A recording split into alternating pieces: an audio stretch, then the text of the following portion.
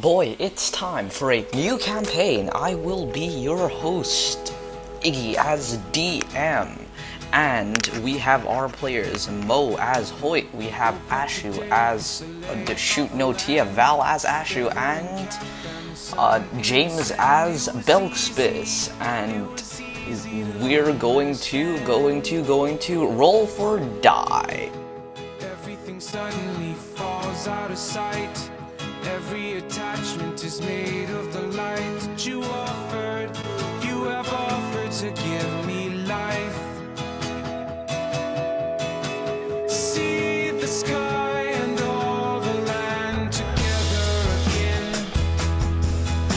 See the way the earth can stay below. Okay, so we begin with the hypothetical camera panning over a stage. Now this stage has many performers. As you look on, you see hundreds, maybe even thousands of performers dancing around in tune, in sync to the music, as the curtains of the stage flow in the wind. And above them all, perched upon the top of the stage, is a ginormous clock, and upon it are Roman numerals. However, if you were to look at the audience, if you were to look at the magical pocket watches that they own, you could see that the time on the clock isn't exactly the same time as theirs. In fact, it's a little bit fast, but as you look, it snaps and it turns a little bit slower, and then it goes in reverse, and then it goes back to normal. And the dancers, they bewitchingly perform their dance until the music comes to a stop, and they all get into a straight line and bow. And the character that we're going to introduce for our merry little tale is among these lines of performers. Belkspis, would you like to introduce yourself? Yo, what up? I am Belkspis, the Tiefling Bard. Alright, you want to go appearance? You want to go, I don't know, any noticeable things? How do you carry yourself? What's your posture like? Belkspis has a rather, noble posture as of right now. Red skin, a long tail, and that's just about it for noticeable appearance, I guess. As you bow, Belkspis, the cloud lets out a thunderous applause, and you walk with your compatriots backstage, and to your right, you see a man, your friend Tertiara, in a white and gold suit with slick trimmed back hair and a striking brown eyes. He says, "Wow, we really killed that performance, huh?" I sit there and stare at him. As you walk downstage towards the sort of backspace, an extra dimensional space within the stage itself. It's you still can't wrap your head around it, but you suppose that it is what it is. Well, and Tertiara sets down his guitar, his electric guitar. Well, I think it's time for a drink. Sure, but I'm gonna be having apple juice or something like that. I don't quite drink, I'm sorry. Apple juice? Come on! That's not strong enough. You gotta go better. You gotta go bigger. Orange juice? Close enough. And,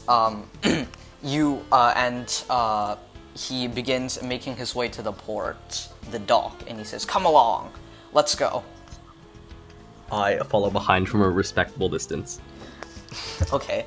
There are many, many doors in this sort of extra-dimensional space. It's pretty big. It's like as big as, you know, an average master bedroom or something. It's sort of like almost a lounge, but there are doors with different, very, very different markings and runes on them, with different styles that lead to different places. Now, you as a performer know that in fact these doors actually sort of bend space itself, and there's an enchantment upon them which will lead you to different spaces. And as you are walking towards the one that would take you to the docks, another door suddenly bursts open, and from this door you see a drow, a elf with dark eyes. You see a drow. She has one black and one purple eye, and has a simple robe with no armor underneath. She has ginger hair and has black skin. Now, drow are usually associated with evil because they usually follow the Spider Queen. However, there have been some examples of good drow. Nevertheless, drow in general are considered to be evil, so your muscles immediately tense up. However, that isn't even the most surprising part about it. The most surprising part is that in her arms, she carries a Eladrin elf, also female, with more blonde hair and pale skin, and she appears to be bleeding out with a particularly large stab wound in her chest. and the drow girl screams out, "Somebody, anybody, help, please!" I would like to help. You would like to help? Okay, so... You see, as a tiefling, I have been discriminated against for being so damn attractive. Yeah. And so I know what it's like. Okay. I believe you. So, okay, what are you gonna do? Like, to help, specifically? Alright, so first of all, I'm gonna ask for permission to, like, cast Cure Wounds on the elf. Well, if you think it'll do something... Alright, I'd like to try. I cast Cure Wounds on the elf to heal 9 health. That. 9 health, okay. So, the elf coughs twice, and takes a deep breath in, but you can hear that it's racked with pain. And as you look downward, you may be no medical expert, but several bones protruding out from her rib cage does not seem to be something that is very good. That does not seem to be something that's very good. Okay, I'd like to shout out to my good pal. Your good pal, Tershira? Tershira, yes. Okay. I'd like to shout out to my good pal. Yo, where is the nearest, like, medical clinic type thing?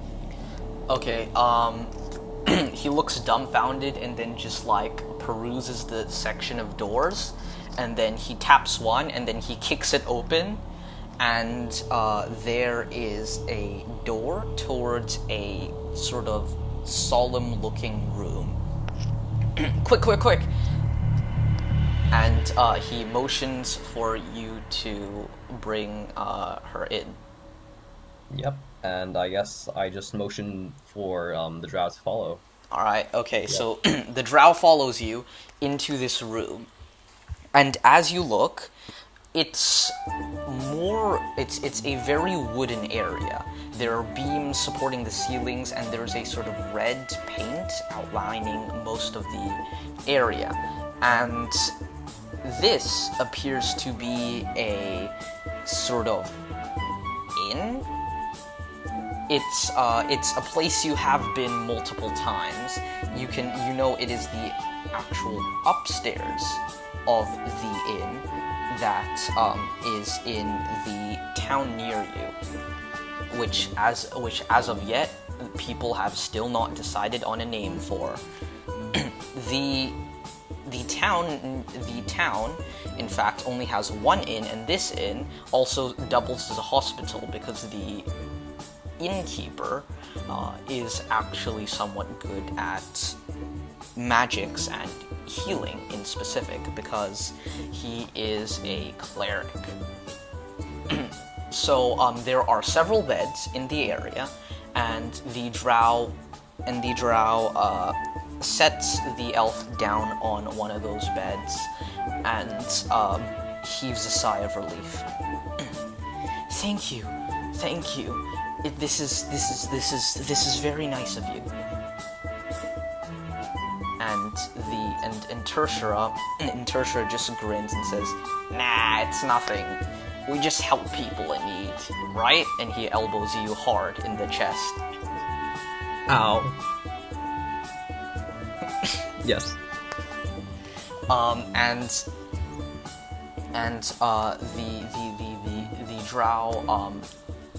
The drow like looks as if she's in a bit of contemplation and says, "Oh yes, I haven't told you my name yet. I'm Hazel.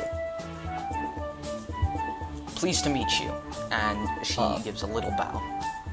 I say, I'm Belkzvis, and I kind of put my hand up for a high five. Tertia says, and then Tertia high fives you. And Hazel just was about to high five you, but seeing Tertia high five you, she kind of puts her arm down awkwardly. I offer Hazel a weak smile.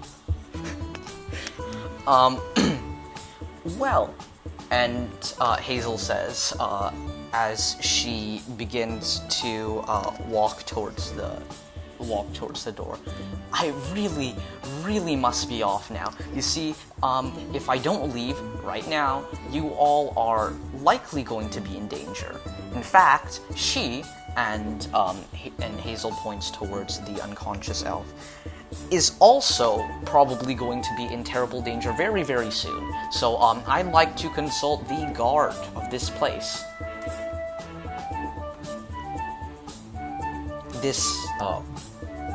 I don't know this place very well, so I kind of just like elbow Tertia to kind of say, "Hey, yo." Oh, yes, the guard. There isn't really a guard per se. And Hazel just looks at him and her eyes go wide. I stare at him blankly as well. Well, there must be something, just anything, because, and she begins like nervously pacing around. There's something. It's coming. It's going to kill all of us.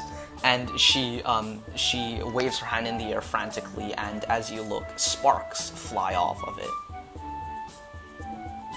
I mean, I could disguise myself, but the bastard robot is going to. And she just continues pacing around, mumbling to herself. Tertia turns to you and says, well, I don't exactly know what this could mean, but someone coming to kill all of us doesn't sound very good. You reckon we should do something about it? I don't know. What is there like the big man? Can we contact the big man about this? You mean Fodar? Yeah. Fodar, the deity of music and wonder, the actual owner of the stage which Belkzvis and Tertia reside on, currently is not very present, as he is. Last we checked, Tertia says, he's very occupied. Something about a giant snake. Anyway, Huh. anyway, we could go to the lady of the stage, but she's kind of scary. I don't like her. What choice do we have? Scary means good at protecting, perhaps, maybe. I still think we can handle this ourselves, right? And Hazel, wide-eyed, looks at you and then Tertia and then says,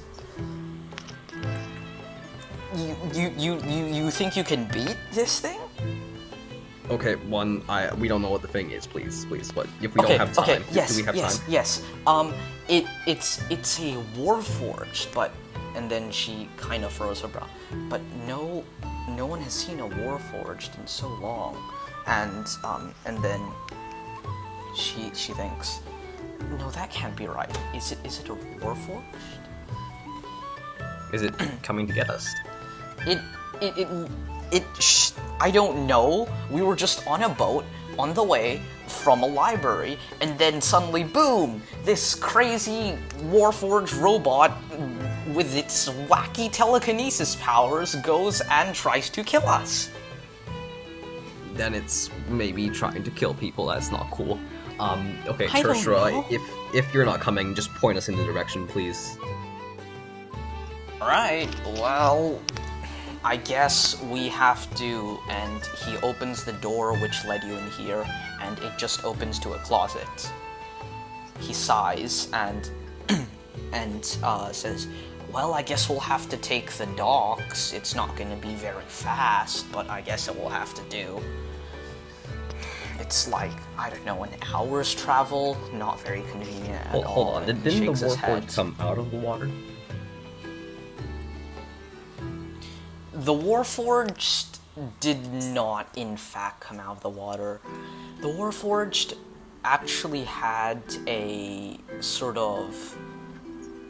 It seemed to be walking on the water, in fact. It was very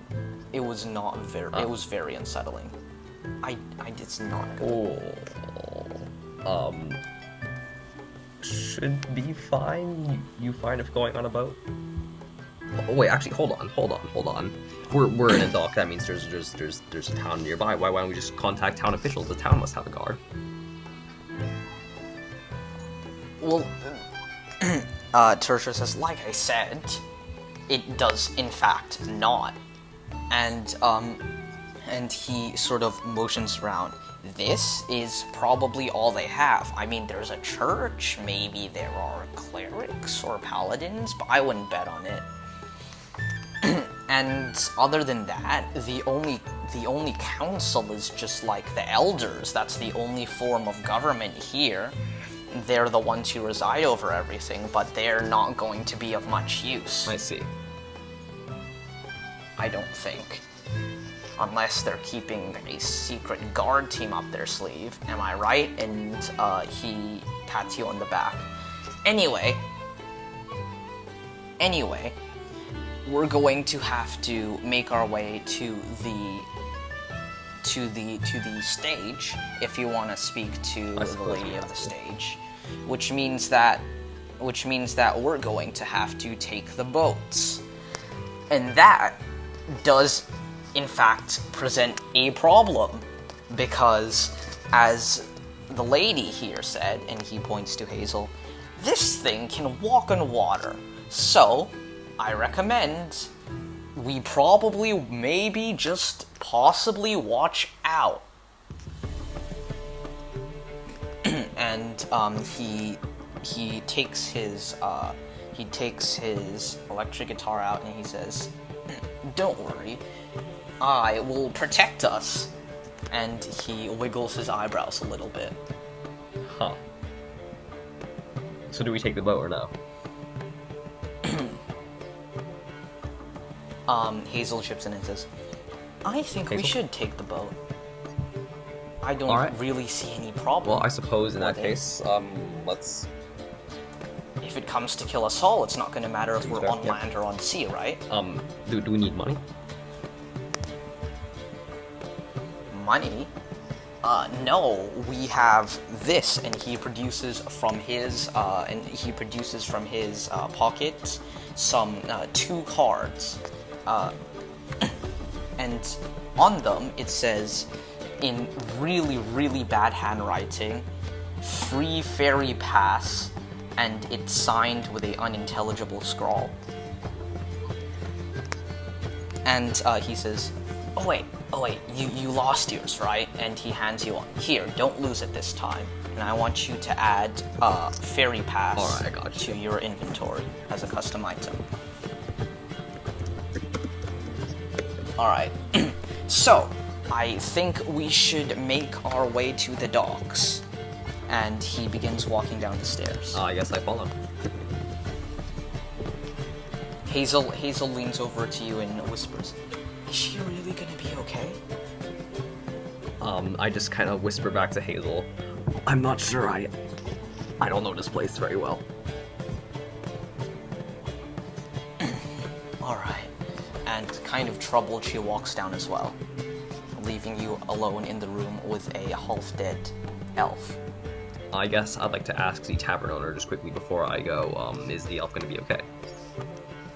Alright, so you walk downstairs, and it's... Well, okay, downstairs... This, like I said, this is the second floor of the tavern, right? So the first floor should be where the actual things are. So you go down the stairs, and you reach a sort of landing where there's a hallway to several rooms branching off. And as you keep going down, you reach the floor beneath, where it appears to be very quiet here at the tavern, or inn. And the tavern keep looks at you and says, "Hey, back this early for another round?" No, I just wanted to ask if the elf would be okay. The elf? And he kinds of squints. What elf? What are you talking about? Bed upstairs? You put a elf on in the emergency care who needs healing, and you didn't tell me. I just stare blankly at him for a second. He shakes his head and he barks behind him. "Marvin, you take charge of the bar while I'm gone. I'm going to go deal with something." And he says, "This is going on your tab." And begins walking up the stairs. Understandable. I quickly apologize, and I'd like to run out and just follow Tershra and Hazel. Okay, you walk out of the door, and as you do, it is in fact sunset. It is not nighttime yet, but it is getting close. Let's say about in human terms, it would be like 5 p.m., 5:30 p.m., something like that. And Hazel and Tertia are quickly, hurriedly walking towards the docks, which you can see over, sort of like, to the, like, if you were to walk forward and to the left. As you look, the street itself is bustling with people, and you can barely see Tertia and Hazel, as it appears that a hard day of work is done for most of the people, and they are now heading to their homes. As you walk through the streets, you make it through most of the place unscathed. However, you manage to bump into an elderly gentleman carrying a bunch of boxes, and they all topple to the ground. "Oh, what's going on? I can't see." And his sunglasses topple off, and he sort of like falls over halfway. I'd like to What's help going on? like just rush over and help Hazel help the old man. Hazel is in I fact see. Well, I'd nowhere like to to be help the old found man. at this point, And neither sure, is everything's Tertia. okay. This was just a little All right. accident. And all right. Well, young man, I think you're very good. And he says, I hope you have a good day. And he slowly picks up the boxes, and as you help him, he begins to keep going on his way. But you, in fact, now are completely lost. I didn't actually see what direction Hazel rushed off. And there, you did, but helping the old man in that way, you lost them. Could I, well, first of all, thank the old man, run away, and then, like, try and backtrack? You try to backtrack your way to the backtrack inn? to where I, where you've made your way. Hazel knocked over the old man, and then ran off.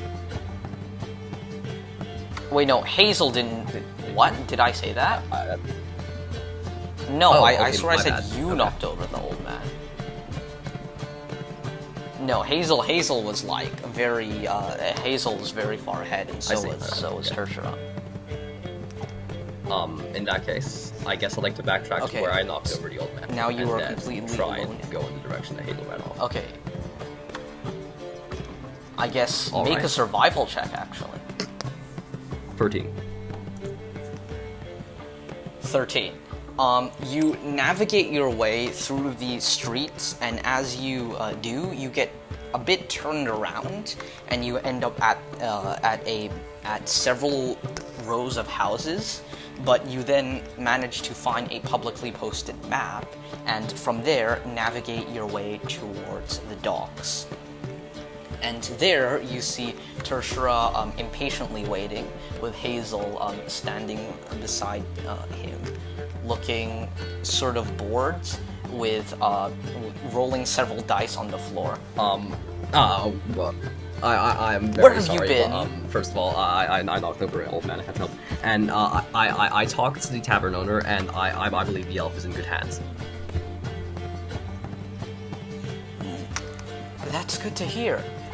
We should probably really get going now. And as you look, there are several boats in port right now. Most of them are in fact heading towards the area of the Stage of Time, the place where you are headed towards, because that is in fact the main tourist attraction in the area. And you are pushed towards the boat by Tertiara, who mumbles something about tardiness, and you see a gruff-looking woman in front of the ship, just letting people pass through, and there is a small queue leading up to it. Hazel has picked up the dice at this point and looks over at you and says, actually, I think I didn't really make a good enough point at what the robot looks like. And she opens her hand, and from it she casts a minor illusion, and a sort of hologram of the robot appears.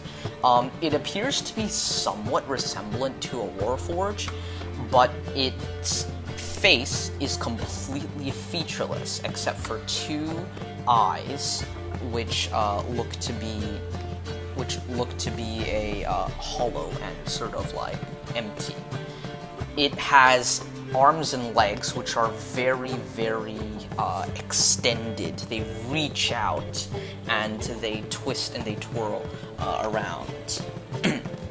As they are something like almost a meter long, and it's a metallic silver color, but you can see there is quite a bit of rust on it, and it is walking on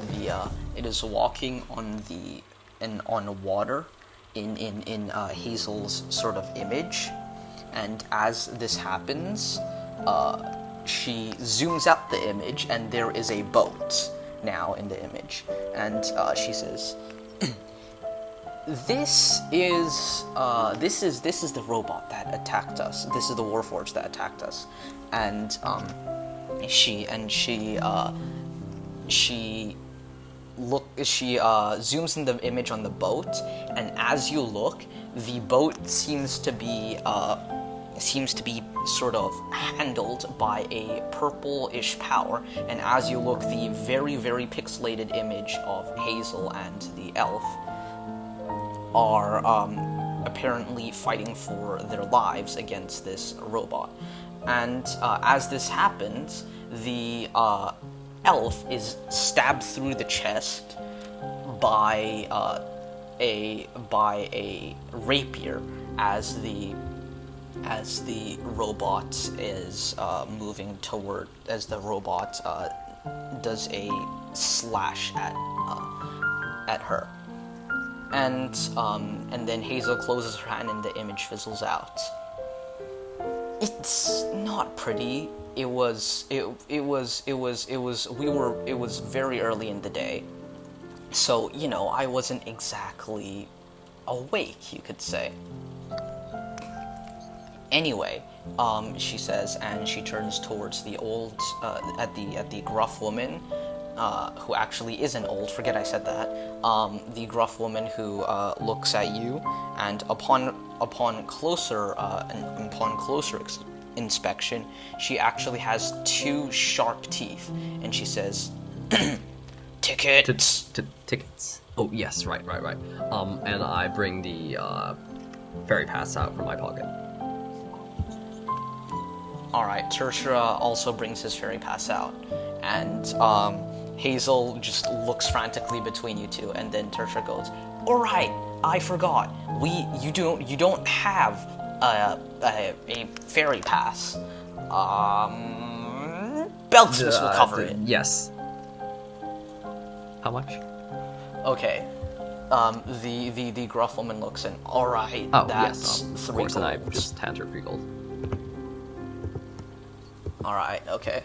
The gruff woman lets you onto the boat, and as you sail off, that's where we're going to end your part, and we're going to move over to the other character.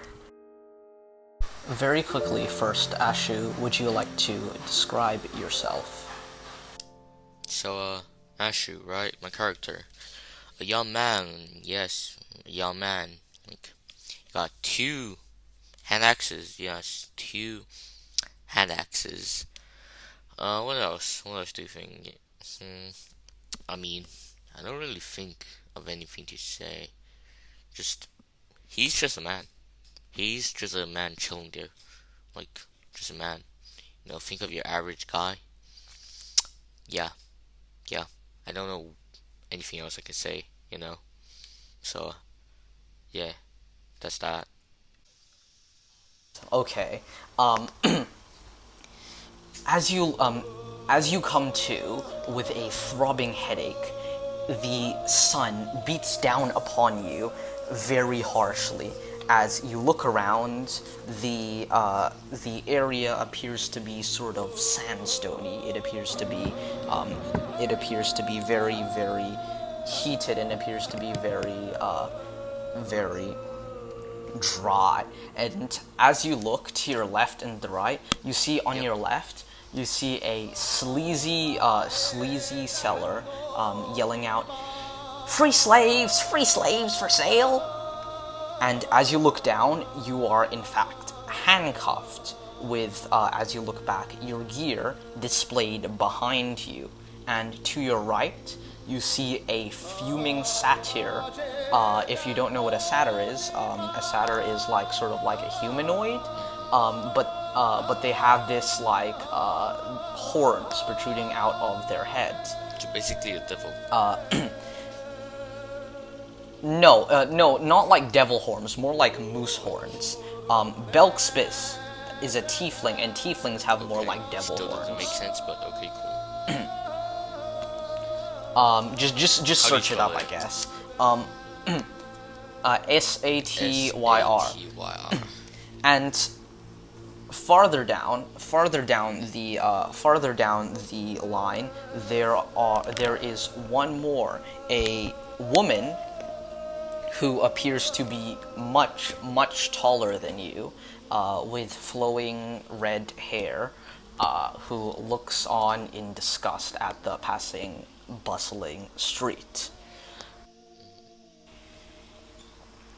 You, in fact, have absolutely no memory of coming here into this desert or into this slave shop. In fact, the last thing you do remember is going to sleep in your nice, cushy prince bed, and basically just having a nice dream, only to be awakened by whatever this is. I mean, like, What do you I'm do? being handcuffed, right? So there's nothing I can do. You are being So what do I handcuffed. see around me again? Yeah, no, you see a bustling street in front of you.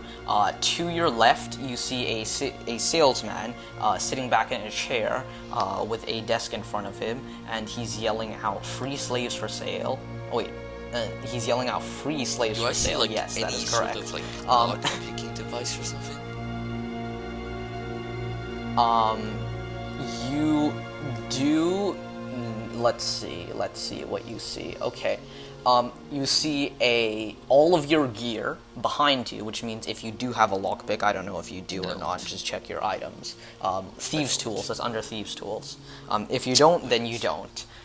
You also see behind the satyr, a bedroll, a mess kit, some rations, some rope, a tinderbox, a torch, water skin, clothes, a crossbow, a great axe, a hunting trap, a javelin, and a quarterstaff, as well as the head of a tiger.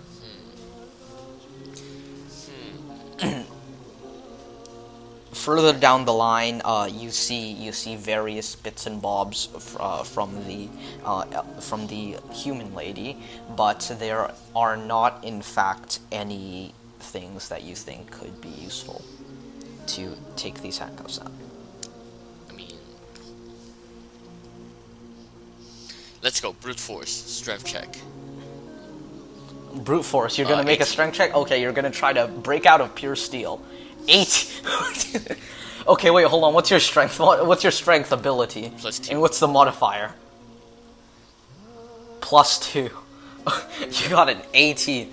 Okay, so as you struggle against the chains, you manage to get them to sort of like you manage to get them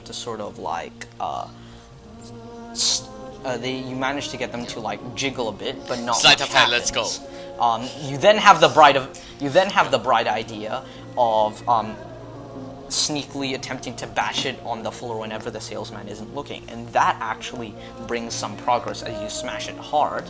It does make some noise, but not enough to hear properly in the crowded street, and you do manage to get it to crackle. Sleight of hand, let's go. Sneak out. There is, however, a very Sleight of obvious hand, let's dent go, sneak in out. the floor. Okay, Nat so 20, let's okay, go. so first, okay, wait. So nat 20 for Yeah, sleight of like- sleight of hand. Okay, but nat 20s don't really count. What's the 21. actual number? 21. Okay. So 21. All right, and you're doing it sneakily, right? So stealth check. Yeah, like sneakily just like get out of the Yeah, okay, sleight of hand is to get 11. out of the handcuffs, but you also have to roll stealth. 11. Okay. I'm gonna... Okay, well, the salesman got a really bad on perception roll. You managed to sneak out of the chains, and as you do, you see the satyr male look over at you. Now you are getting a proper look at him. He, in fact, has a very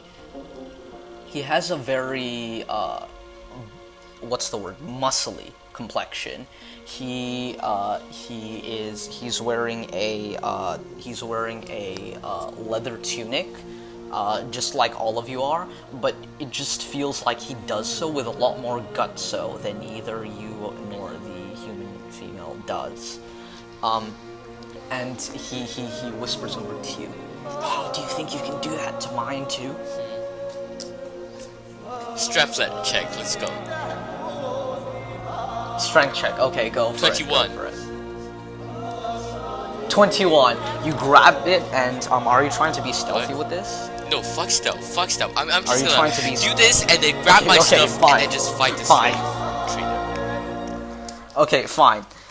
You smash it against the ground, and it cracks with a loud sound, and it instantly just breaks. It just shatters. And the salesman. Okay, hold on. I'm just gonna make a perception check Okay, well that sucks a lot. So, even though the smashing is extremely loud, and the woman who is gagged, unlike the two of you, notices it, the sales trader does not, and is in fact engrossed in his romance novel that he is now reading. The woman just looks at you with pleading eyes. What? Yep. But now the people on the crowd are beginning to take notice, and you see one angry-looking gentleman walking up over to the person, the slave. Okay, I have to grab slave my trader. stuff and like get into ready position with my two hand axes. All right, okay, you grab your stuff, and but like don't make it so you're like donning armor or anything, because Yep. that No, takes no, I'm way too just long. gonna immediately grab my stuff. I'm Like not some gonna put on armor, minutes. but I'm just gonna pull out my two hand axes. And I'm Okay, gonna you're like gonna pull out your hand two hand my axes. like Morning Star over to the satyr. The satyr just says, "No, I don't need it. I have something much better." And he picks up this giant great axe, the size of your torso, and grins maliciously. The gentleman, who is accompanied by a very scary looking female, says to the slave trader, "Hello, sir," and he looks up. "Yeah, these two seem to have escaped." And he finally looks over and sees the broken handcuffs and says, "Hey, you, get back here!" And he leaps at you. So I'm gonna need you to make a dexterity saving throw. 12. So you get like sort of knocked out of you get like knocked over, and you land into the woman, and but the satyr gets absolutely bodied and just smashes into the ground, and is now prone. And at this point, roll initiative. 8. Fuck. 8. Let's go. Okay, boom. All right. So the first thing that's gonna happen is the salesperson is going to growl, and he's going to go for a scimitar strike at you, Ashu. Fuck. Okay. Hold on. Let's see. It's going to be a 13 to hit. Does it hit? Hit. Okay, fine. So the 13, he slashes at you, and he deals. What does he deal? He deals 5 damage as he 5 slashes. damage. I'm down to half health. He slashes at you, and he grins manically, and then the person who told the slave owner that that you guys were escaping just begins to quickly backing up, and he uses all of his movement speed to try to back up as far as possible, and he hides behind the very scary lady in the half plate armor.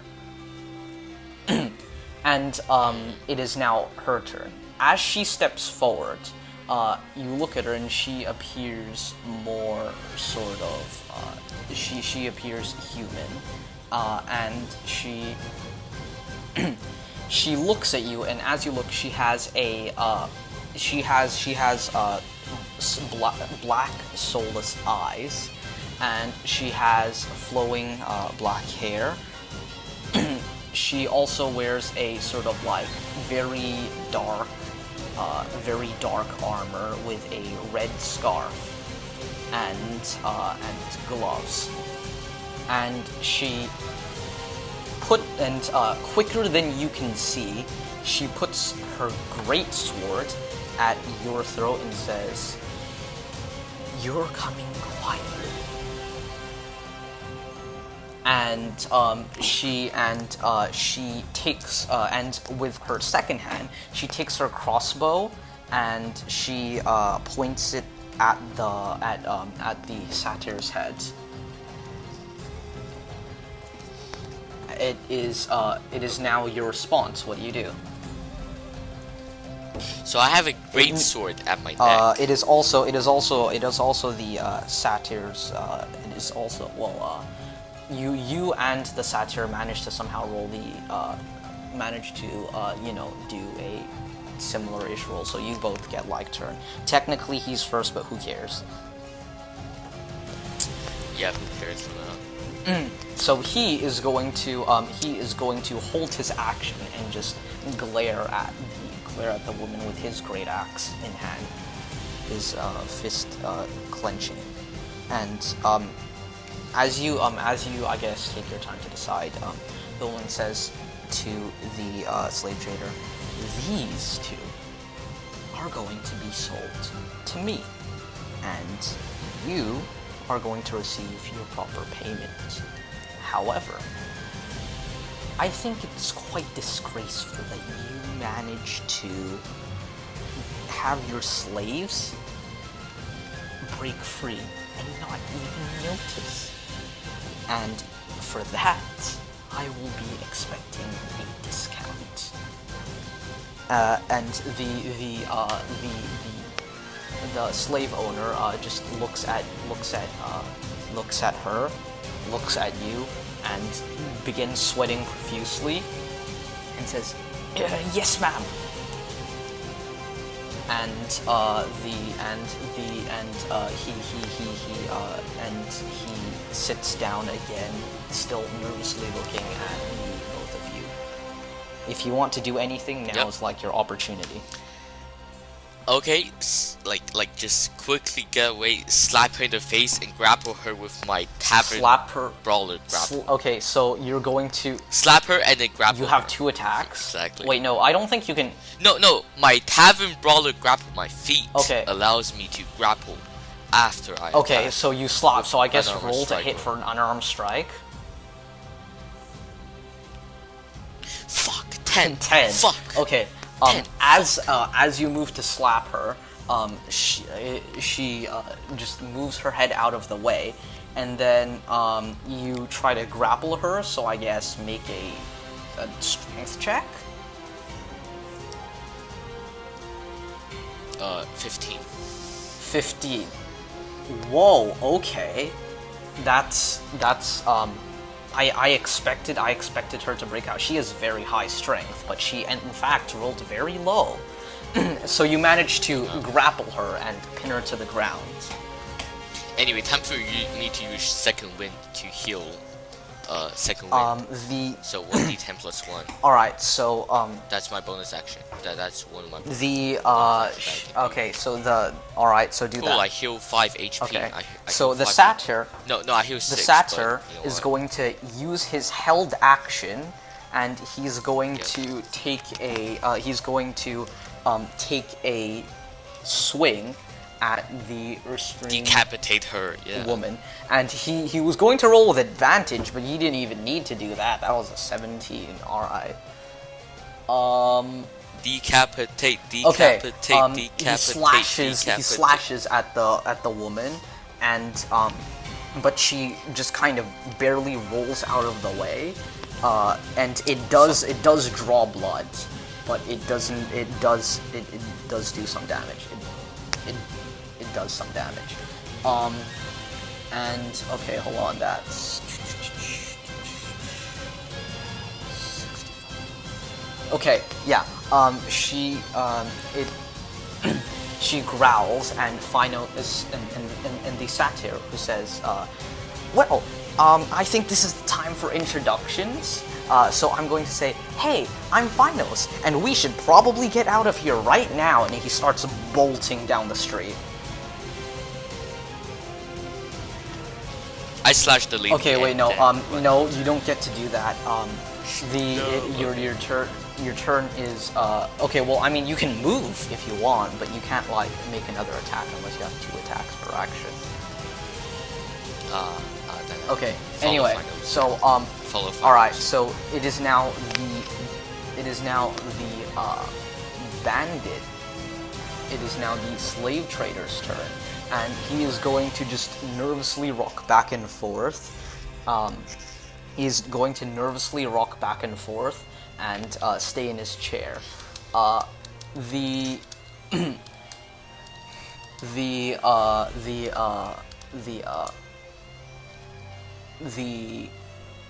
woman is going to spit on you, and then she's going to make a strength check. So you also have to make a strength check. Fuck. 6. She got a 9. Fuck. She rolled really, really low. Okay, she manages to push you off, and she manages to push you off and growls at you. But that will end her turn, and it is now the satyr's turn. He is technically he's very far away, but he is still technically in initiative order. So he's going to use all of his movement speed to continue running down the. He's going to continue running down the street, and he's going to take a right, which means he is now out of your sight, out of your vision. It is now your turn. Keep in mind that you can in fact use your action to dash, and it will double your speed, like your movement speed. Okay, but is the woman in my range though? The woman is like within your range. She's well. Is within yeah, my definitely. range? Hand axe. Hand axe. Wait, no. Wait a second. Let me see. Great axe to hit is 17, but it does 7 damage and only blood came out. Is it worth it? Yeah, it is. Okay, so 21. 21 to hit. That's not Yep. crit. Not Not a crit. Okay. Not a crit. All right. So then roll damage, I guess. 7 damage. 7 damage.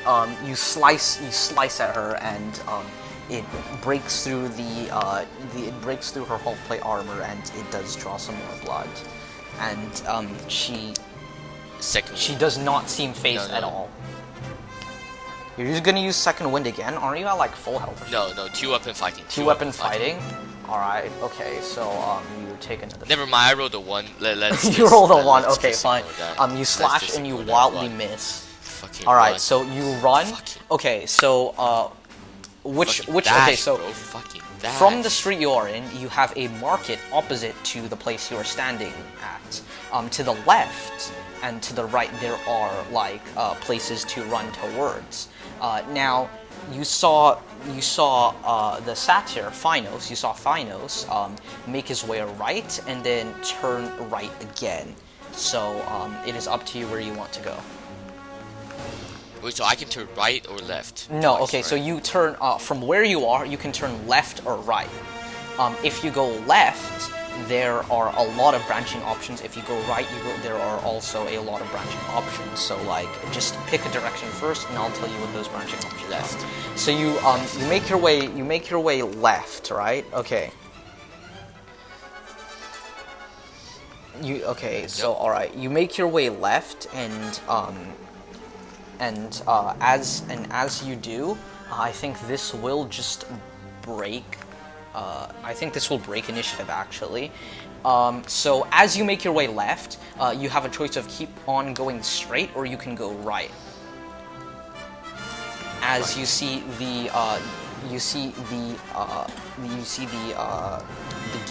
the woman chasing you, yelling something about how her name is Recharisk and she is the leader of a guild and she will not tolerate this slander upon her name.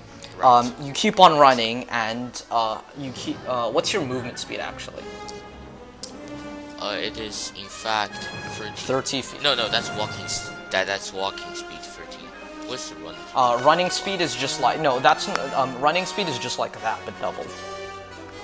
Because you're using like your 16 action to running, dash. yes. Unless you're a rogue. If you're a rogue, you can also use your bonus action to dash, and then you can go super duper fast for literally no reason. Alright, I am not a rogue. I'm a fighter, Okay. which is Alright, that's fine. She is going to wipe the blood off of her neck and off of her chest, and she's going to chase after you. However, she, as you look back, is not in fact very fast. And you think if you manage to do enough things, like to slow her down, she will not be able to catch up to you. She looks to be about the same speed as you, in fact. I want you to make a flat dexterity check. flat dexterity. Yep. Okay, cool. 3. 3. Alright, okay. 1 away from net 20. As you run and jump and you weave through the alleyways and you make your way into another turn. This choice to go continue going straight or go right. You contemplating on this. Do not stop and you run straight into a barrel of monkeys, taking 2 bludgeoning damage as you slam onto the floor, and as you look, she is definitely gaining on you. What do you do? Alright then, The monkeys are now howling wildly, and there appears to be no wait, owner I inside. have like some rations. I have some rations. You do in fact right? have some rations. Throw bananas at the woman. Okay, you do realize. I roll to. Okay, you do realize rations do not in fact include bananas. It does include dried food, so dried bananas. Okay, fine. You know what? Let's say your thing includes bananas. Fine. Okay. All right. You take your Come on, I actually love bananas. You take your bananas and you throw it at the woman, and as you do, the monkeys go and they try to like basically roll their cage like a hamster wheel towards her, and she runs and she continues running at you. Now she's going to make a let's see, a dexterity saving throw. Let's see what she gets. As she tries to jump out of the way, she manages to trip over, and she slams face first into the ground as well.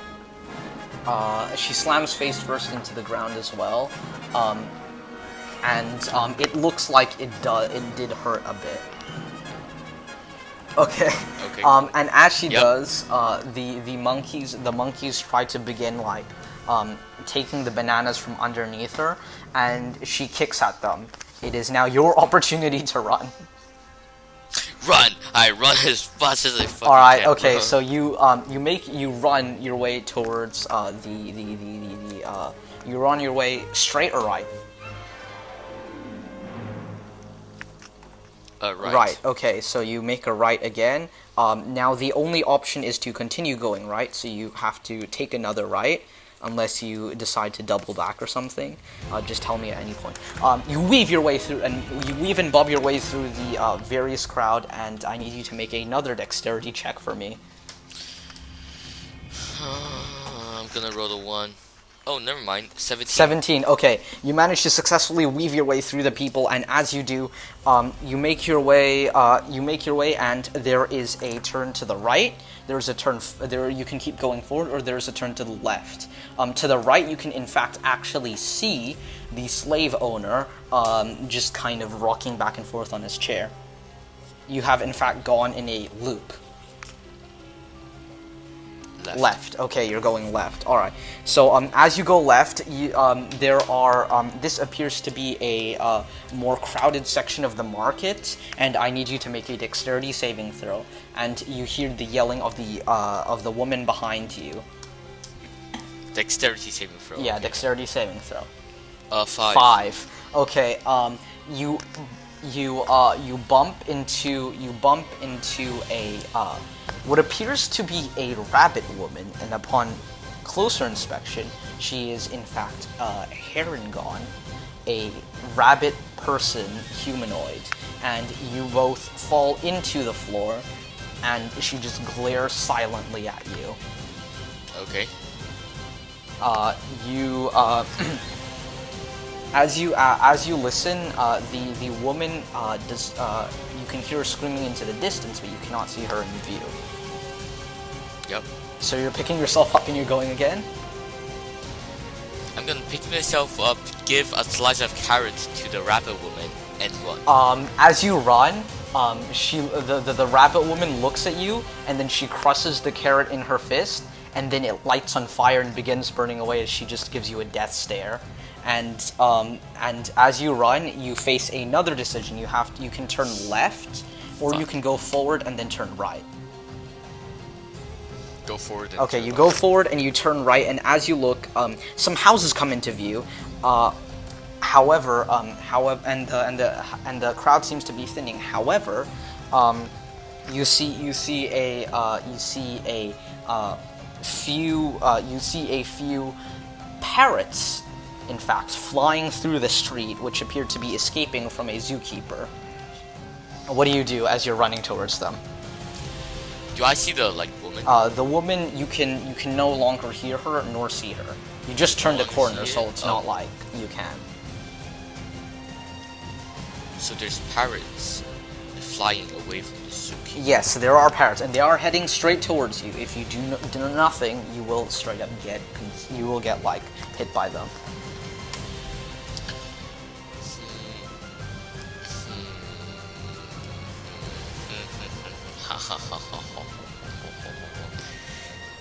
I see food. Okay.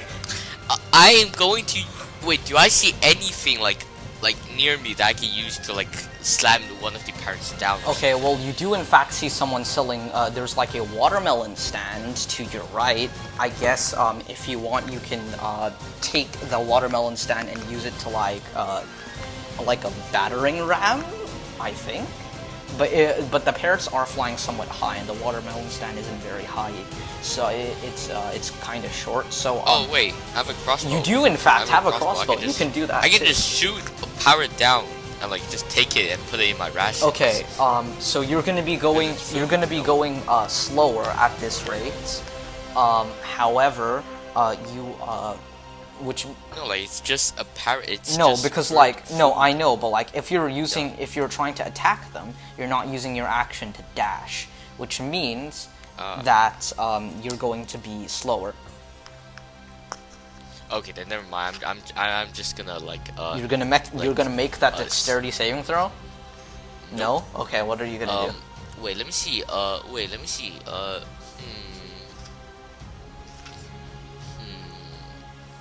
Actually, you know what, Dexter? No, wait. Animal handling. Animal handling. Okay.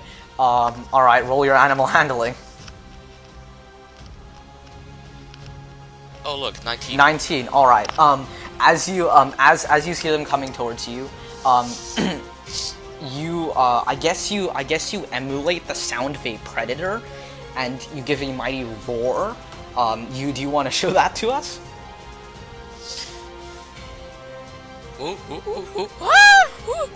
Okay, and as you do that, Yes, I'm imitating. the birds go scream, and they all fly, they scatter out of your way, and you look pleased to yourself as you continue running. And you now have a choice. You can continue going forward again, or you can make another turn left. Left turn. Okay.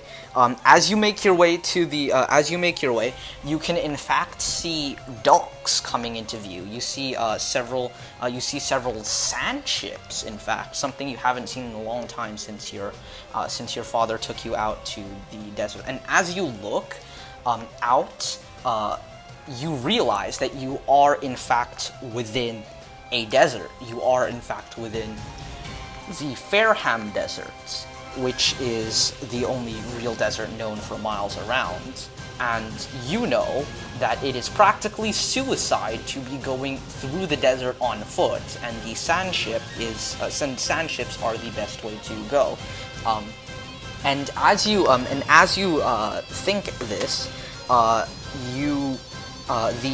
docks are to your forward left, and as you do this, you in fact see a panting Phynos.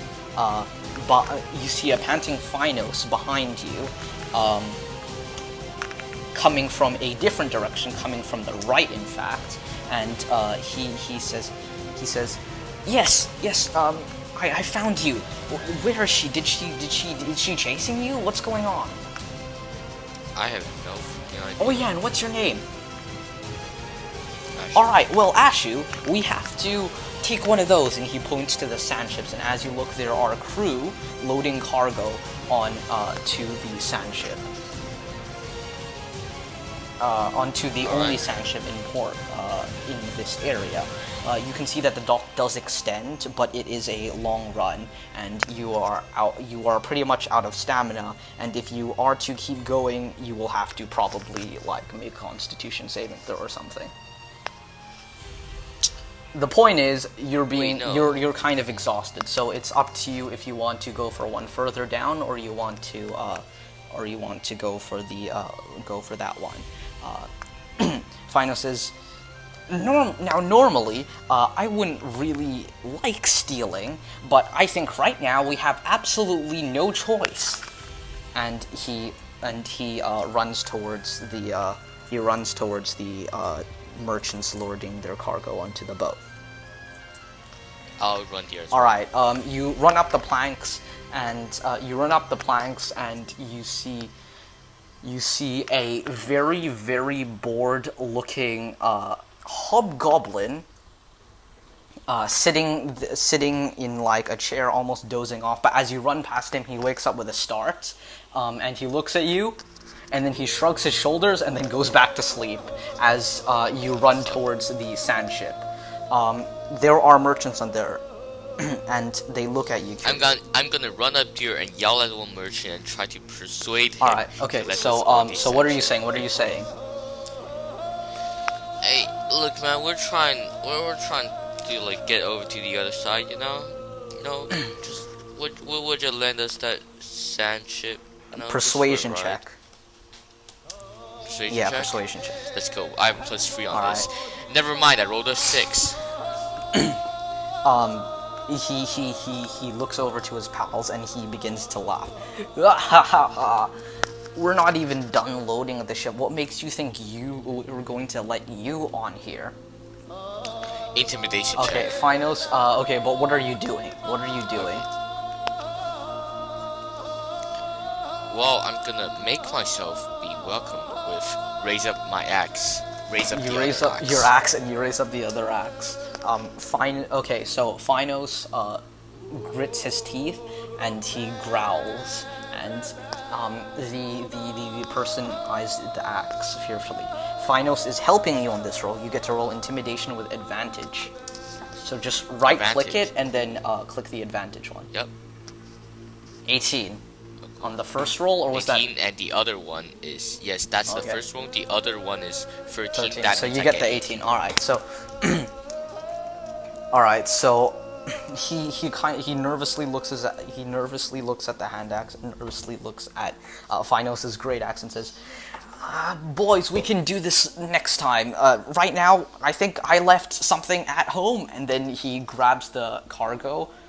He grabs one specific small cargo box, and he begins running, and all the other 3 men begin running away as well.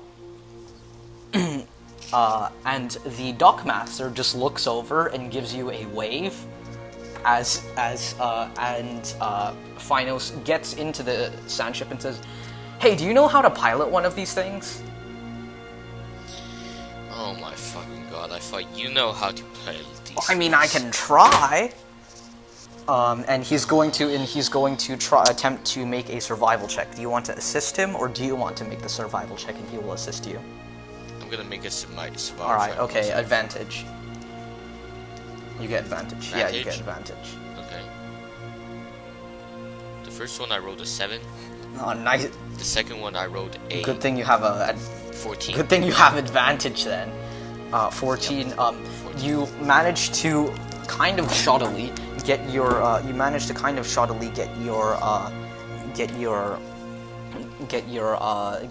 the sails working. You manage to get everything ready with Phinos helping you, and you begin to slowly but surely set sail. As you in fact see Re, the human, look at you with fury in her eyes, and yell out to the dockmaster, "Hey, stop them! Stop them right now!"